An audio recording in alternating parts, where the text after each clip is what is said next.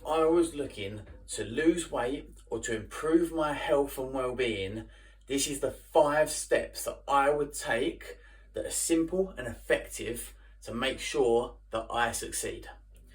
Firstly, I would increase my levels of NEAT. So NEAT stands for non-exercise activity thermogenesis. And all this is the daily activity that we partake in. It's not the workout, it's not the gym session. It's simply being active throughout the day. It's walking around, it's taking the stairs rather than the escalator. It's simple things like this that will have the largest impact outside of our basal metabolic rate insofar as increasing our caloric expenditure. Okay, it's not the gym and not working out that has the most amount of calories burned across the day. It's NEAT. It's how active you are throughout the course of the day. So that would be number 1. Number 2 would be to resistance train. Resistance training is going to increase our lean muscle mass. It's going to have positive advantages for body composition. It's also probably going to improve our well-being insofar as insulin sensitivity, glucose regulation, increased resting metabolic rate, and it will also reduce the likelihood of injury, especially from falls, and decrease the onset of sarcopenia, osteopenia, osteoporosis as we age. So resistance training would be number 2.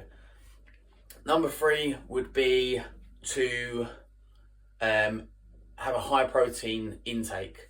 So protein is very satiating. It's one of the 3 macronutrients we have, but it has great carryover to body composition, muscle mass, satiety, and also caloric expenditure. You wouldn't necessarily think it through the ingestion of foods, but the thermic effect of feeding actually has, aside from NEAT, a large amount of caloric expenditure, even more so than exercise activity thermogenesis. So simply by eating a high protein diet, you're likely to have a slight elevation in calories expended through the digestion and metabolization of the protein. So I'd keep protein higher, as well as obviously if you are involved in the gym and in any kind of sport or activity, you're going to want to keep protein high anyway, unless there's some kind of underlying issues. Next, I would say try to get a stable circadian rhythm with regularly getting 7 to 9 hours of sleep. So we know how important sleep is. We know how detrimental it is if we don't get enough sleep.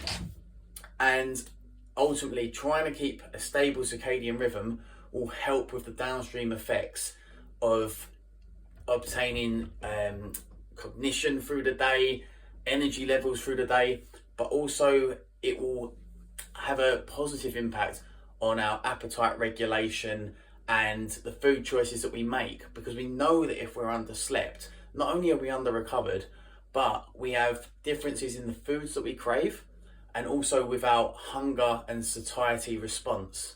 So leptin and ghrelin are affected, and our appetite for food ramps up if we don't get enough sleep, and especially our appetite for hyperpalatable foods, which we know are difficult to eat in proportion. So I would keep 7 to 9 hours of sleep regularly with a stable circadian rhythm. Lastly, I would become mindful and aware of the process. So I would do this through either a diary or a journal to reflect on the process and to identify what I have or have not done. That way we keep it in the forefront of our mind. We're aware of the process and what we are or are not doing. That way we become mindful of the habits and the behaviours that we are performing every day, and we can either build on them or reflect on them to improve. So that would be my 5 key points to either improve health and well-being or to perhaps lose weight and have a beneficial body composition. So take them on board, and I may make another video on the process of trying to make these changes as easy and as effortless as possible. So stay tuned for that.